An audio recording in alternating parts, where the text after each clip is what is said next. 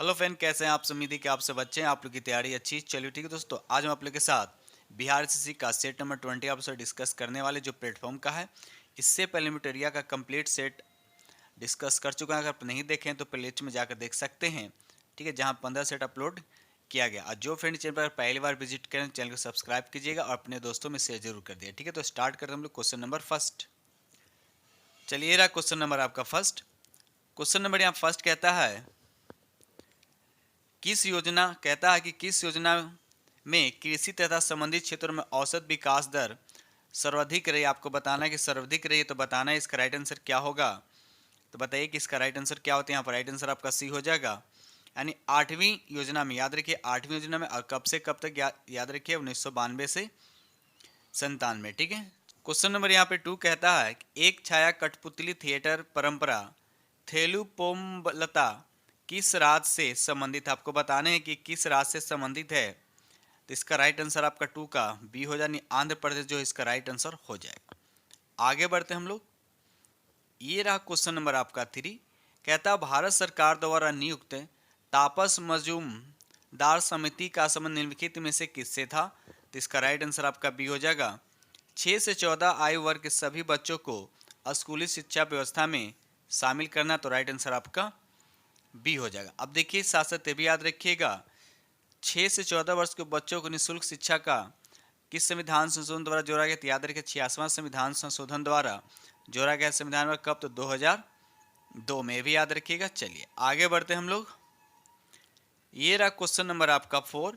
कहता मंगल पांडे किस राज्य थे। मंगल पांडे किस राज्य थे। तो याद रखिए इसका राइट आंसर आपका बी हो जाएगा।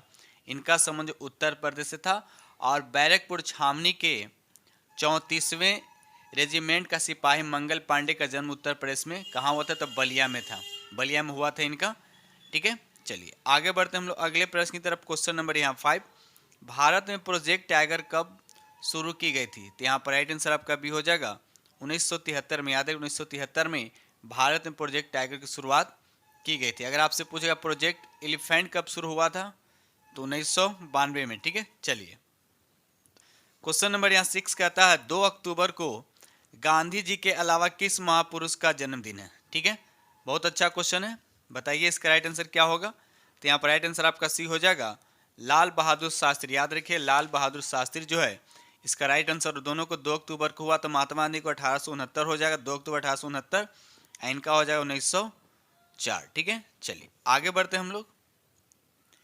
ये रहा क्वेश्चन नंबर आपका 7। बद्रीनाथ स्थित है, आपको बताना बद्रीनाथ कहाँ स्थित है। तो ये अलकनंदा नदी पे है। इसका राइट आंसर आपका ए हो जाएगा। ठीक है, चलिए आगे बढ़ते हम लोग अगले प्रश्न की तरफ। Question number 8। भारत रत्न दिया जाता है, तो भारत रत्न जो है कब दिया जाता है। तो ये राष्ट्रपति के द्वारा दिया जाता है, और कब? तो 26 जनवरी गणतंत्र दिवस के अवसर पर दिया जाता है। तो यहाँ पर राइट आंसर आपका ए हो जाएगा। भारत रत्न की शुरुआत कब हुआ था, भारत रत्न देने की शुरुआत कब हुआ था। तो 1954 में। अब भारत रत्न जो है भारत का सर्वोच्च नागरिक पुरस्कार है, याद रखिएगा। चलिए क्वेश्चन नंबर यहाँ पे 9 कहता है यूनेस्को में सी का अर्थ बताने की। सी इसमें क्या है। सी का अर्थ होता है कल्चरल हो जाएगा। तो राइट आंसर आपका ये होगा। अगर इसका पूरा नाम की बात करते तो United National Educational Scientific and Cultural Organization हो जाएगा। और इसकी स्थापना की बात करते हैं तो 16 नवंबर 1945 की इसकी स्थापना हुआ था। ठीक है, इसका मुख्यालय कहाँ। तो याद रखिएगा इसका मुख्यालय की बात करते हैं, इसका मुख्यालय कहाँ है। तो पेरिस में। ठीक है, याद रखिए वर्तमान में इसके सदस्य कितने हैं। तो 193 है। क्वेश्चन नंबर यहाँ पे 10 कहता है नोवाक जोकोविच एक पेशेवर टेनिस खिलाड़ी हैं, उनका संबंध किस देश से है। तो याद रखिएगा इनका संबंध जो है सर्बिया देश से। याद रखिएगा सर्बिया देश से। ठीक है, चलिए आगे बढ़ते हम लोग अगले प्रश्न की तरफ। क्वेश्चन नंबर यहाँ पे 11 कहता है कि भारतीय संविधान में फर्स्ट पास्ट द पोस्ट यानी सर्वाधिक मत प्राप्त व्यक्ति की विजय का प्रावधान किस देश के संविधान से अंगीकृत किया गया। तो इसका राइट आंसर आपका सी हो जाएगा, ब्रिटेन के संविधान से। तो राइट आंसर आपका सी हो जाएगा। क्वेश्चन नंबर यहाँ पे 12 कहता है कार्टाजेना प्रोटोकॉल संबंधित। कार्टाजेना प्रोटोकॉल जो है संबंधित है। तो इसका राइट आंसर आपका सी हो जाएगा, जैव विविधता से इसका संबंध है। तो राइट आंसर आपका क्या हो जाएगा, सी हो जाएगा। ठीक है, क्वेश्चन नंबर यहाँ पे 13 कहता है सामाजिक न्याय और अधिकारिता मंत्रालय किसके पास है। यहाँ पर राइट आंसर आपका डी सी हो जाएगा, डॉक्टर वीरेंद्र कुमार जो है इसके राइट आंसर हो जाएंगे। ठीक है, चलिए ये रहा अगला प्रश्न, देखिए क्वेश्चन नंबर यहाँ पे 14। कहता निम्नलिखित में कौन भारत में सामुदायिक विकास के मुख्य निर्माता कहलाते हैं? तो यहाँ पर 14 का राइट आंसर आपका ए हो जाएगा एस के डे। याद रखिए एस के डे जो है इसके राइट आंसर हो जाएंगे। चलिए अगला प्रश्न देखिए क्वेश्चन नंबर यहाँ पे 15। कहता है बिहार बजट 2023-24 का कितना है? आपको बताना कितना का है, बताइए।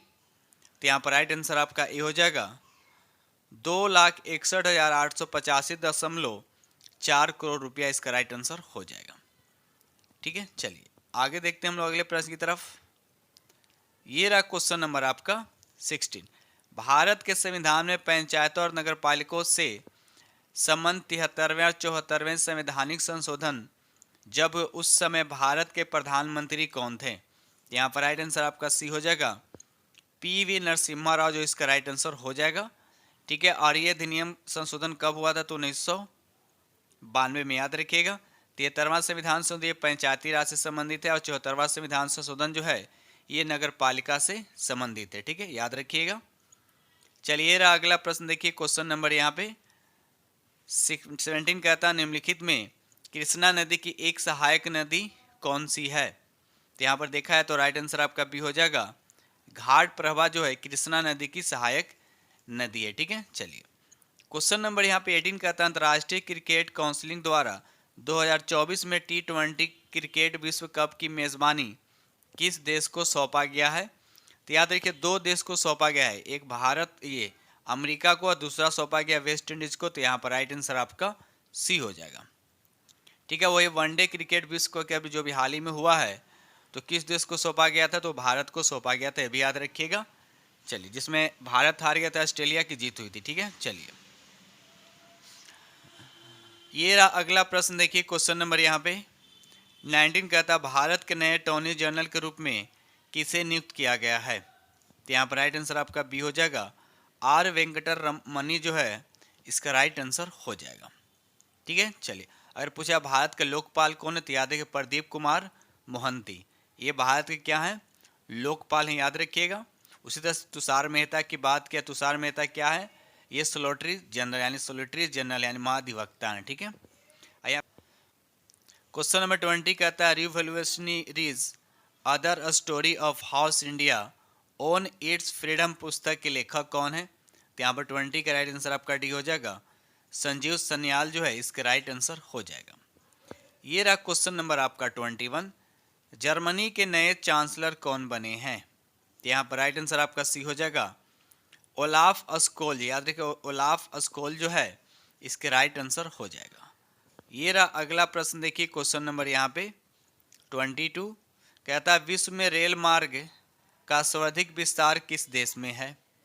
तो यहाँ पर राइट आंसर आपका ये हो जाएगा अमेरिका, जो इसका राइट आंसर हो जाएगा। ठीक है, चलिए आगे बढ़ते हम लोग अगले प्रश्न की। क्वेश्चन नंबर यहाँ पे 23 कहता है लोकनायक जयप्रकाश नारायण को भारत रत्न किस वर्ष दिया? देखिए लोकनायक जयप्रकाश की बात किया जा रहा है कि लोकनायक जयप्रकाश नारायण को भारत रत्न जो है किस वर्ष दिया गया है? तो यहाँ पर राइट आंसर आपका बी हो जाएगा 1999 में। इसके अलावा बहुत सारे इंपॉर्टेंट और भी हैं जो याद रखिए, जैसे मदर टेरेसा को भारत 1980 में दिया गया है, विनोबा भावे को 1983 में दिया गया है, और एपीजे अब्दुल कलाम से इंपॉर्टेंट चीज़ है जो याद रखिएगा, इनको 1997 में दिया गया, और एक क्रिकेट खिलाड़ी सचिन तेंदुलकर को 2014 में दिया। तो इस तरह से याद रखिएगा। चलिए क्वेश्चन नंबर यहाँ पे 24। उत्तरी गोलार्ध में सबसे बड़ा दिन होता है? तो याद रखिएगा 21 जून को उत्तरी गोलार्ध में सबसे बड़ा दिन होता है। अगर दक्षिणी गोलार्ध में पूछा जाए तो 22 दिसंबर को दक्षिणी गोलार्ध में सबसे बड़ा दिन होता है। और 21 मार्च और 23 सितंबर की अगर हम बात करते हैं तो इस दिन क्या होता है, सभी जगह दिन और रात क्या होते हैं, बराबर होते हैं। ठीक है, चलिए आगे बढ़ते हैं हम लोग। क्वेश्चन नंबर यहाँ पे 25 कहता है अशोक के किस शिलालेख में आत्मनियंत्रण की शिक्षा दी गई है? तो यहाँ पर राइट आंसर आपका बी हो जाएगा छठे शिलालेख में। याद रखिए छठे शिलालेख जो है इसका राइट आंसर हो जाएगा। क्वेश्चन नंबर यहाँ पे 26 कहता है कि 1757 में प्लासी के युद्ध में सिराजुद्दौला के साथ किसने विश्वासघात किया था? यहाँ पर राइट आंसर आपका सी हो जाएगा मीर जाफर जो है इसका राइट आंसर हो जाएगा।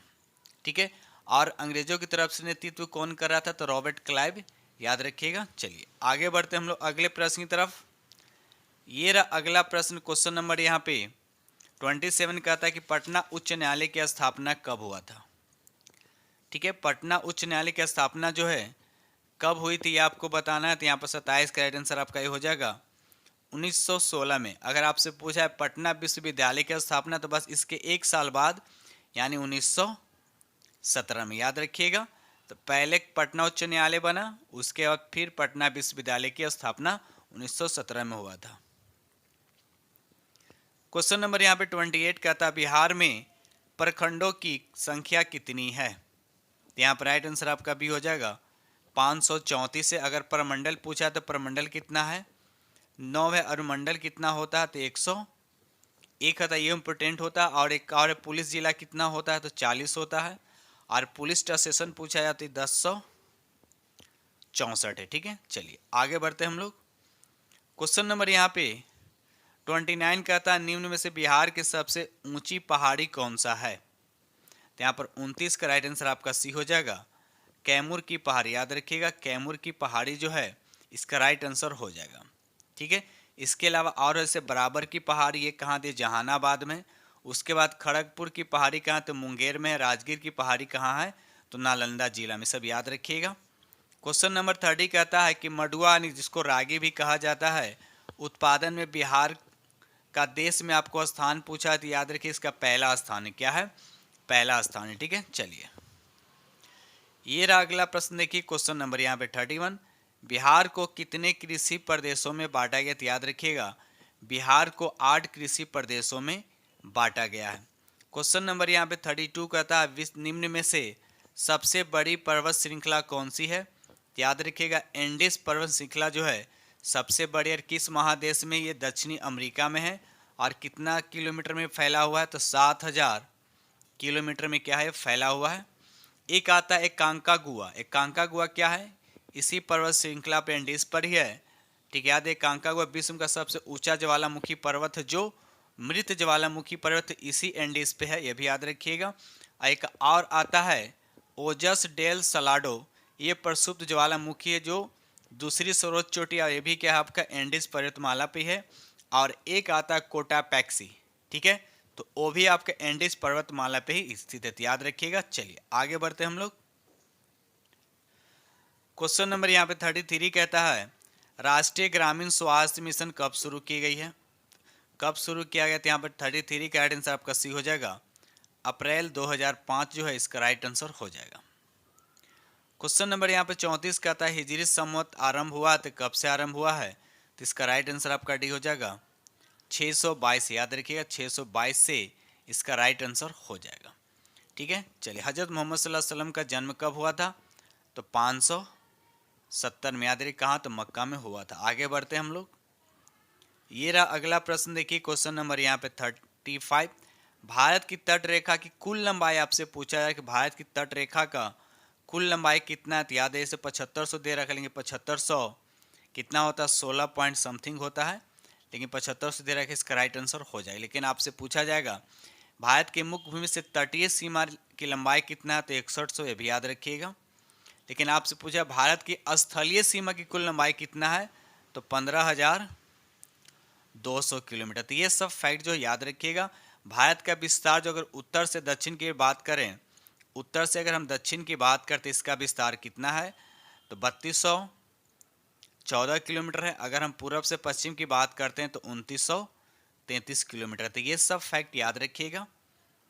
क्वेश्चन नंबर यहाँ पे 36 कहता है क्लोएस पठार स्थित है। तो लोएस पठार कहाँ स्थित है? ये कहाँ है आपका? चीन में। ठीक है, क्वेश्चन नंबर 37 कहता है मेघ गर्जन वायुमंडल के किस परत में होता है? तो इसका राइट आंसर आपका ये हो जाएगा यानी क्षोभ मंडल। जो भी घटनाएं होता है, बारिश होना, ठीक है, आंधी तूफान आना, सब क्या होता है? क्षोभ मंडल के अंतर्गत ही होता है। तो राइट आंसर आपका ए हो जाएगा। क्वेश्चन नंबर यहाँ पे 38 कहता है 1565 में कौन सा युद्ध हुआ था?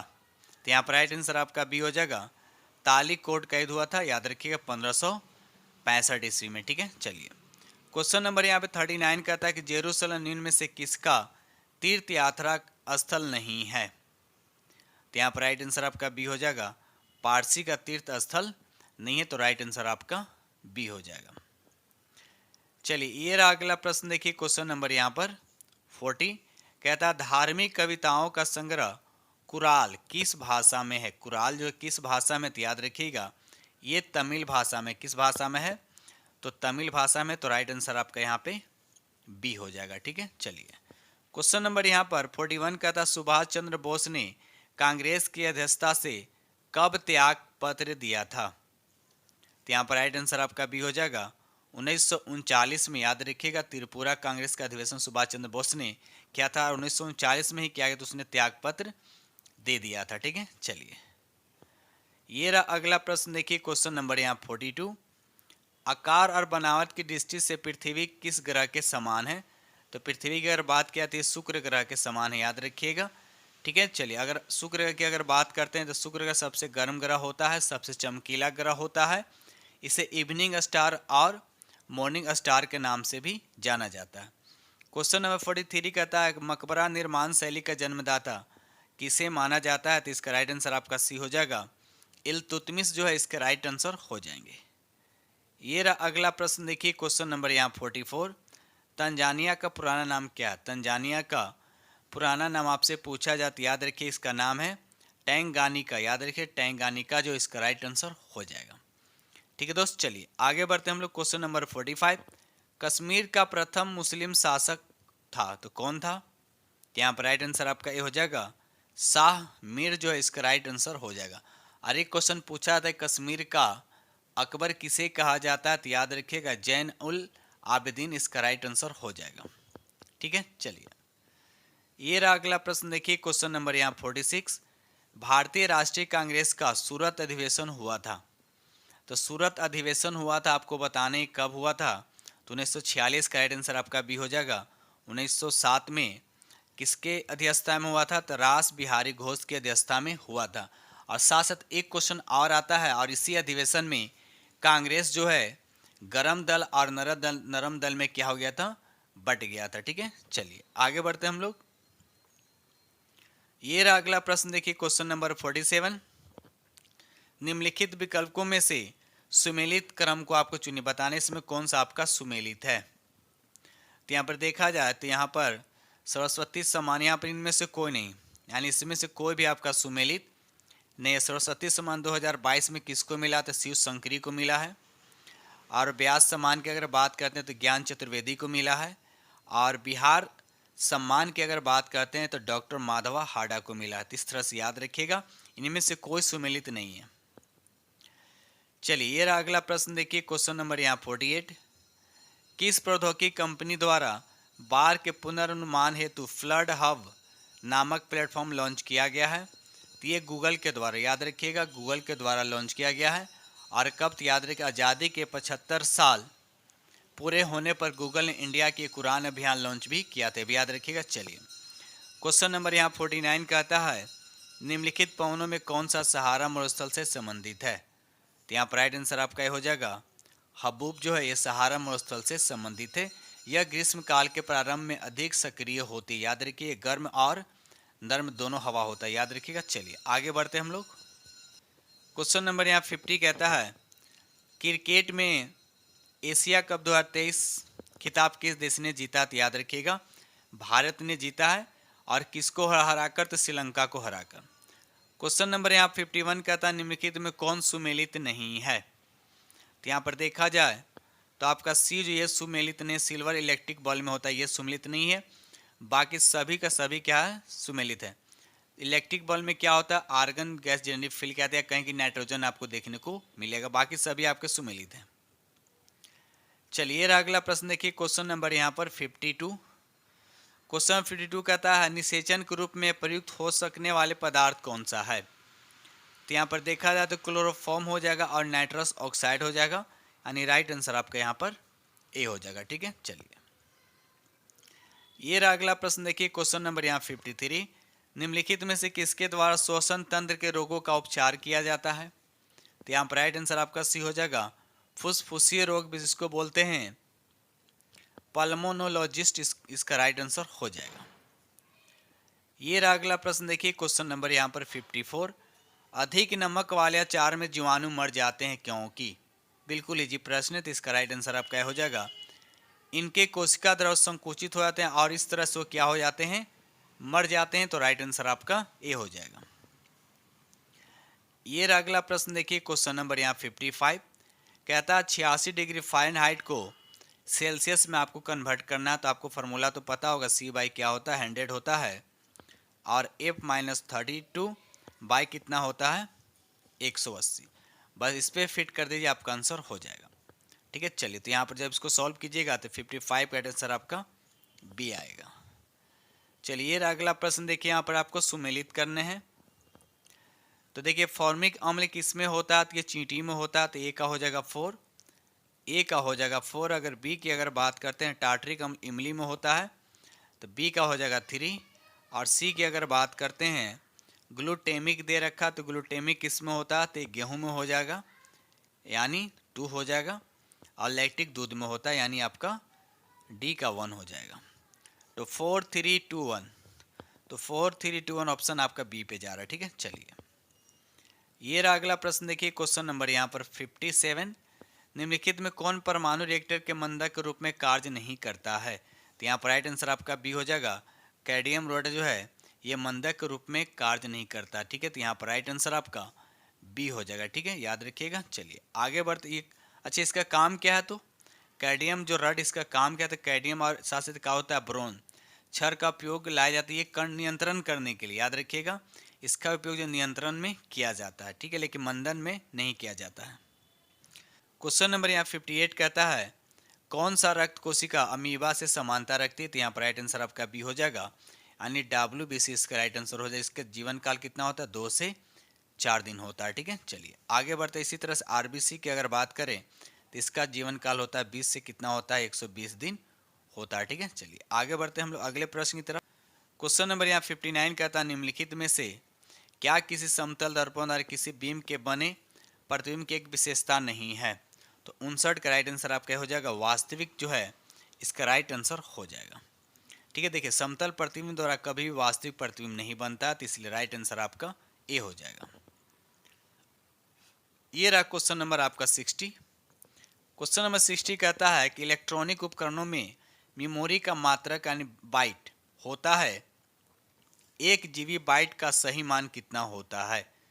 तो यहाँ पर 60 का राइट आंसर आपका भी हो जाएगा, 1024 MB जो है इसका राइट आंसर हो जाएगा। और 1 बाइट में कितना बीट होता है, तो याद रखिएगा 8 बीट होता है, भी याद रखिएगा। चलिए क्वेश्चन नंबर यहाँ पर 61 कहता है लेजर का उपयोग किस में नहीं किया जाता है। तो यहाँ पर राइट आंसर आपका डी हो जाएगा, एटॉमिक रिएक्टर में। याद रखिए एटॉमिक रिएक्टर में लेजर का उपयोग नहीं किया जाता, बाकी सभी जगह किया जाता है, याद रखिएगा। क्वेश्चन नंबर यहाँ पर 62 कहता है ठहरे हुए पानी में चमकदार कीचड़ युक्त हरे धब्बे बनते हैं, तो किसके कारण बनते हैं। तो ये बनता है आपका शैवाल के कारण। तो राइट आंसर आपका यहाँ पर ए हो जाएगा। क्वेश्चन नंबर यहाँ 63 कहता है एक समुद्री मील किसके बराबर होता है। एक समुद्री मील किसके बराबर होता है, तो याद रखिएगा 6080 फीट, याद रखिएगा 6080 फीट के बराबर होता है। क्वेश्चन नंबर यहाँ 64 कहता है कि हॉर्स अक्षांश किसके वायुमंडलीय दाब कटिबंध में होते हैं। तो इसका राइट आंसर आपका सी हो जाएगा, उपोष्ण उच्च दाब, याद रखिएगा उपोष्ण उच्च दाब जो है इसका राइट आंसर हो जाएगा। ये रहा अगला प्रश्न, देखिए क्वेश्चन नंबर यहाँ पे 65 कहता है कि जब हम केंचुओं पर एक साधारण नमक छिड़कते हैं तो वो मर जाता है। इसका राइट आंसर आपका हो जाएगा प्रसारणी परिघात के कारण, याद रखिएगा। चलिए आगे बढ़ते हम लोग अगले प्रश्न की तरफ। ये रहा अगला प्रश्न, देखिए क्वेश्चन नंबर यहाँ पे 66 किसी पदार्थ की मोलर विशिष्ट ऊष्मा क्षमता कितनी होती है। तो यहाँ पर 66 का राइट आंसर आपका डी हो जाएगा 1/μ delta q upon delta t, इसका राइट आंसर हो जाएगा। क्वेश्चन नंबर यहाँ पे 67 कहता है कि मलेरिया रोधी दवा कुनैन एक पौधे से बनाई जाती है, उस पौधे का नाम बताना है कि उस पौधे का नाम क्या है। याद रखिए उस पौधे का नाम क्या है, सिंकोना जो इसका राइट आंसर हो जाएगा, याद रखिएगा। चलिए आगे बढ़ते हैं हम लोग। क्वेश्चन नंबर यहाँ पे 68 कहता है शरीर में भोजन का एक लंबी ट्यूब से गुजरता है, तो बताना है कि कहाँ से, तो इसका राइट आंसर आपका सी हो जाए मुख्य गुहा से। याद रखिएगा, मुख्य गुहा से। अगर आहार नाल की अगर औसत लंबाई की अगर बात किया जाती है 10 से कितना होता है 14 मीटर इसकी लंबाई होती है। ठीक है, चलिए आगे बढ़ते हैं हम लोग अगले प्रश्न की। क्वेश्चन नंबर यहाँ पे 26 कहता है, 69 कहता है कि गलकंड जो रोग है का बढ़ना मुख्यतः किसकी कमी के कारण होता है, तो याद रखिए आयोडीन की कमी के कारण होता है, यानी 69 का राइट आंसर आपका बी हो जाएगा।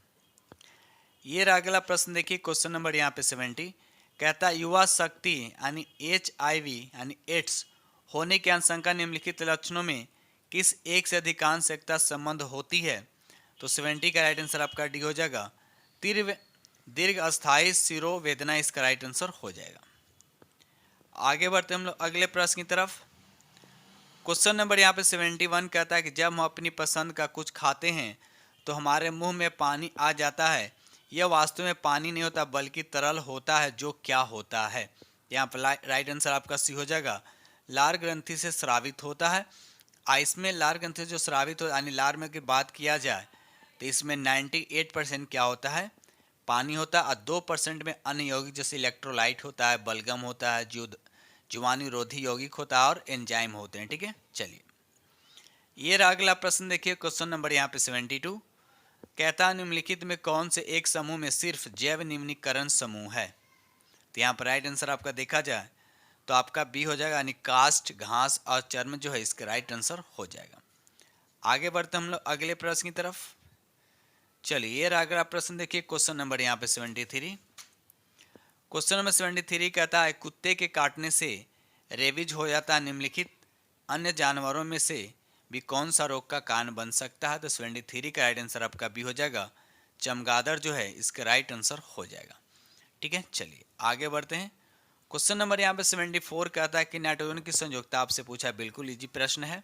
यहाँ पर राइट आंसर आपका बी हो जाएगा, यानी 3 इसकी संयोजकता होता है। ठीक है, चलिए ये रहा अगला प्रश्न, देखिए क्वेश्चन नंबर यहाँ पर 75 कहता है कि हाइड्रा की निमेटोसिस्ट में जहरीला तरल पदार्थ मौजूद होता है, तो क्या होता है, तो यहाँ पर राइट आंसर आपका भी हो जाएगा हिप्रोटॉक्सिन। याद रखिए हिप्रोटॉक्सिन जो है इसके राइट आंसर हो जाएगा।